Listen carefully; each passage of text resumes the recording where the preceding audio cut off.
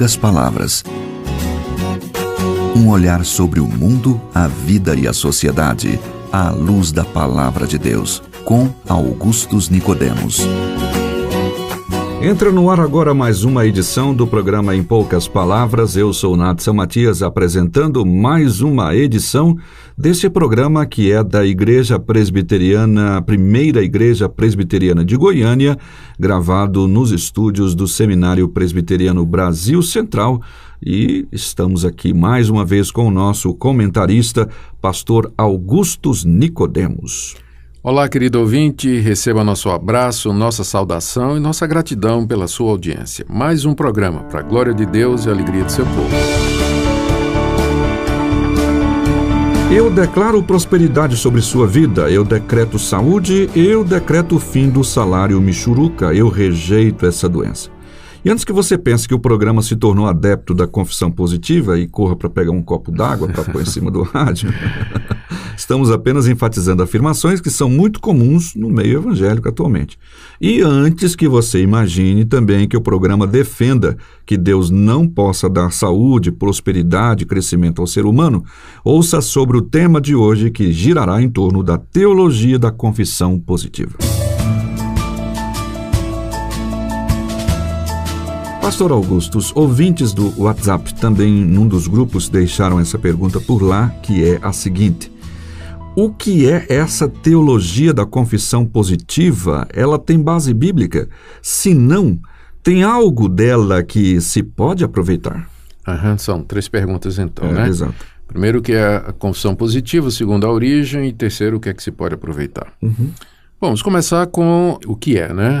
A teologia da confissão positiva é um movimento que surgiu no meio evangélico há cerca de 30 anos passados, um pouquinho mais talvez, 40, que foi baseada nos ensinos de um pastor evangélico chamado Essek Kenyon. Essek Kenyon também era um estudioso da área de comunicação, da área de hermenêutica, interpretação, linguagem, e ele adotou, seguia uma linha que na época já se despontava, hoje já domina, que está relacionada com o estruturalismo e que defende que um texto e as palavras de um texto são autônomos, não é? E são desligados do autor. Uma vez que o texto é produzido, o autor simbolicamente morre e o texto é vivo. Então, o significado está contido nos textos, né, nas palavras que estão no texto. Perigoso, né? Então, essa ideia de que palavras elas contêm o sentido, né, e não a intenção de quem as escreveu, acabou sendo transposto, essa ideia acabou sendo transposta por Essek Kenyon para a teologia dele.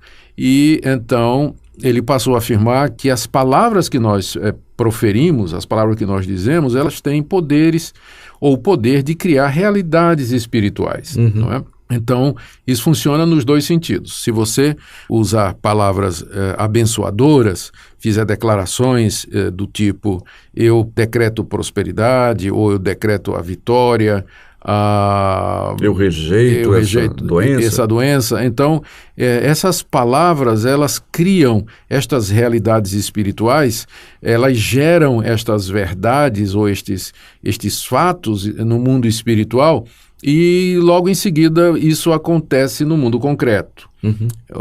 Baseado nisso, houve um livro que se tornou muito famoso na época, Há Poder em Suas Palavras, que foi escrito por Matthew Carothers, que era um capelão da Marinha Naval dos Estados Unidos, era um homem crente, né? E Há Poder em Suas Palavras, então, trazia esse conceito. Há um outro livro também nessa época, escrito por Paul Yonggi-Cho, A Quarta Dimensão, que era sobre oração, não é? E Yonggi-Cho, hoje ele se chama David Yonggi-Cho, ele é pastor de uma igreja na Coreia, uma igreja neopentecostal muito grande, e ele no livro defendia uma teoria que depois se tornou muito famosa até o dia de hoje, que quando você vai orar, você tem que dizer a Deus exatamente o que é que você quer. Se você pedir a Deus, por exemplo, que Deus lhe dê uma casa e não disser aonde você quer essa casa, Deus de repente pode dar a você uma casa na China, não é? Ele usou o exemplo da bicicleta. Quando você vai pedir a Deus uma bicicleta, você tem que dizer a Deus qual é a marca da bicicleta, qual é a cor da bicicleta, onde você quer que Deus a entregue e assim por diante, não é?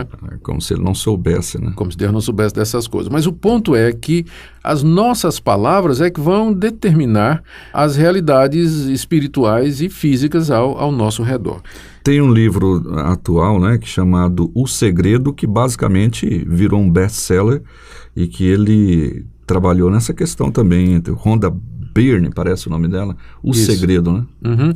E não só esse livro, Natsan, mas outras literaturas e ministérios inteiros foram construídos em cima disso. Por exemplo, o ministério de Valnice Milhomens, né, que hoje é chamada de apóstola, o ministério dela era Palavra da Fé. Eu não sei se ainda hoje mantém esse nome, mas quando ela começou colocando o nome Palavra da Fé, exatamente porque ela entendia que pronunciar em fé, declarar em fé, afirmar em fé as bênçãos e a vitória geram no mundo espiritual estas realidades que depois passam para a realidade material. Eu me lembro, eu era seminarista no Seminário Presbiteriano do Norte e eu fui participar de um evento em que Valnice estava despontando, né? E o pessoal ficava curioso, queria ouvir, eu fui também como seminarista e ouvi ela ensinar isso claramente, isso aí em meados dos anos 80, né? Quando a teologia da confissão positiva estava crescendo. Bom, não só a Valnice Milhomens, né? Gente, inclusive, bem mais famosa do que a Valnice, pegou esses ensinamentos do Essek Kenyon, por exemplo, o Kenneth Hagin, né? Muito conhecido. E seu discípulo R.R. Soares, né? Discípulo R.R. Soares, não é?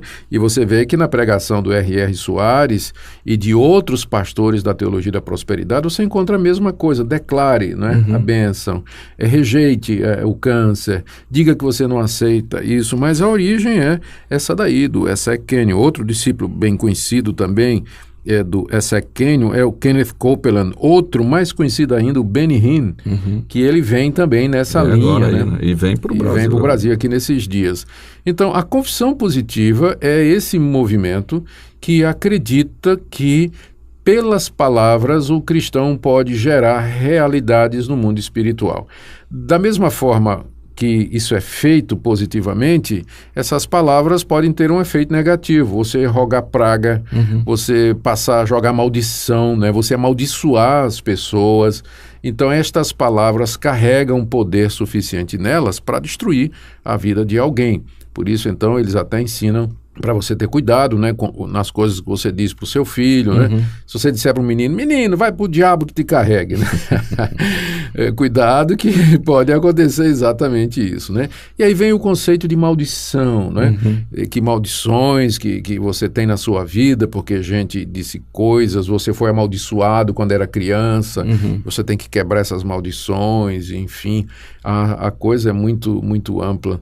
Uma base que o Benny Hinn, se não me engano, eu estava ouvindo uma pregação dele, ou de algum dos discípulos dele, agora realmente não me recordo, e o Benny Hinn dizia assim, não diga que você tem um Deus dentro de você, você é Deus. A ideia, o que é que ele quis dizer com isso, que você é Deus? Ele dizia o seguinte, Deus nos criou a sua imagem e semelhança, e nós somos filhos de Deus e temos a natureza de Deus. Então, da mesma forma que Deus criou o mundo pela sua palavra, nós, filhos de Deus, temos esse poder também de criar realidades pela nossa palavra. Pela nossa palavra, sutil, né? Então, ele diz que quando os crentes não percebem isso, eles se gloriam no fato de que Deus mora neles, quando eles esquecem que eles têm, nesse sentido, autoridade similar da de Deus, de criar do nada as coisas. E até na ilustração, ele dizia assim, não diga que você está pobre, bata na sua carteira e diga, carteirinha cheia de dinheiro, né? E também não diga que você está doente, que se você disser que você está doente, você vai ficar. mas você bate no seu corpo e diz, corpinho cheio de saúde, né? Então, é isso que é a teologia. Desculpa, eu rio, não é falta de respeito não, mas porque de fato é engraçado. É engraçado. Então, essa é a origem do movimento de confissão positiva e é também o que é que ela representa e o que é que ela pensa. Ainda que é preciso apontar, Natsan, para a influência que a confissão positiva teve, não somente na teologia da prosperidade, né, mas também no movimento de batalha espiritual. Tipo assim, amarrar Satanás, né? Uhum. Eu amarro Satanás, ou eu decreto a queda do trono de Satanás, ou, enfim, outras ordens que são dadas a Satanás, é tudo a mesma coisa. Eu não sei se você lembra, alguns anos passados, apareceu nas capitais do país cartazes, né? Apareceram cartazes dizendo assim, Goiânia é do Senhor Jesus, povo de Deus, sim, declare isso. São Paulo é do Senhor Jesus, povo de Deus, declare isso. A ideia é que se os evangélicos em Goiânia, São Paulo, Rio, onde tivessem, eles declarassem, né? Minha cidade é do Senhor Jesus, então essa declaração, essa palavra de fé, não é? Ela haveria de gerar essa realidade e Cristo de fato seria Senhor daquela cidade. Os demônios recuariam, perderiam autoridade, o poder das trevas seria quebrado ali e assim por diante. A marcha para Jesus, a famosa marcha para Jesus, também é influenciada pela confissão positiva, porque eles marcham num determinado território reivindicando aquele território para Deus, ou aquela cidade para Deus. Não é? E a ideia é essa, que se o povo de Deus marchar, se o povo de Deus declarar, anunciar publicamente que São Paulo é do Senhor Jesus, então São Paulo vai ser do Senhor Jesus, esquecendo que São Paulo só vai ser do Senhor Jesus pela pregação do Evangelho, né? E o mundo só será completamente redimido com a volta de Jesus. Aleluia, né? Isso aí. E a última pergunta é se tem coisa positiva, né? O que pode se aproveitar nisso? Eu não creio que pode aproveitar muita coisa, não. Mas nenhum movimento é totalmente sem virtude, né? Então, a confissão positiva nos lembra a importância das palavras, né? Que a gente pense bem, exato, né? Quando vai usar as palavras e tudo. Não que elas tenham um poder intrínseco, mágico, místico de abençoar ou amaldiçoar. Mas o conteúdo das palavras pode ferir as pessoas, isso, né? Você pode deixar uma pessoa ferida, magoada, ou as suas palavras podem abençoar as pessoas. Uma palavra de graça, uma palavra de encorajamento, uma palavra de perdão, de ânimo, né? Então as palavras de fato têm uma importância muito grande e eles, da confissão positiva, eles perceberam isso, só que deram uma importância e um poder muito além. Um poder intrínseco na palavra. Intrínseco na palavra, né? Então, isso seria uma coisa que eu destacaria que a gente pode se lembrar, não é? Estudando esse movimento, é o poder que as palavras têm. Mas por causa do conteúdo e não delas em si. O tempo todo dizendo para uma pessoa que ela é fracassada, que ela é aquilo, isso machuca as pessoas. Exatamente. No sentido de machucar mesmo. Pois bem, esse é o tema, o senhor fez um apanhado histórico que foi o mais importante nesse momento para que os ouvintes possam entender de onde é que vem toda essa influência e perceber que eu nunca vi Jesus dizendo esse tipo de coisa, né? Vamos reunir numa praça e todos vamos orar apóstolos e declarar o fim do Império Romano. Pois é. Ele disse ao contrário, ide por todo mundo, pregai o Evangelho, né? Ensinando a guardar todas as coisas que vos tenho ordenado. Amém. É isso aí, Nathan. Então, até o próximo programa, pastor. Muito obrigado pela sua audiência, querido ouvinte, e fique na paz do Senhor. Se paz a mais doce me deres gozar, se dor a mais forte sofrer, ou seja o que tu me fazes saber que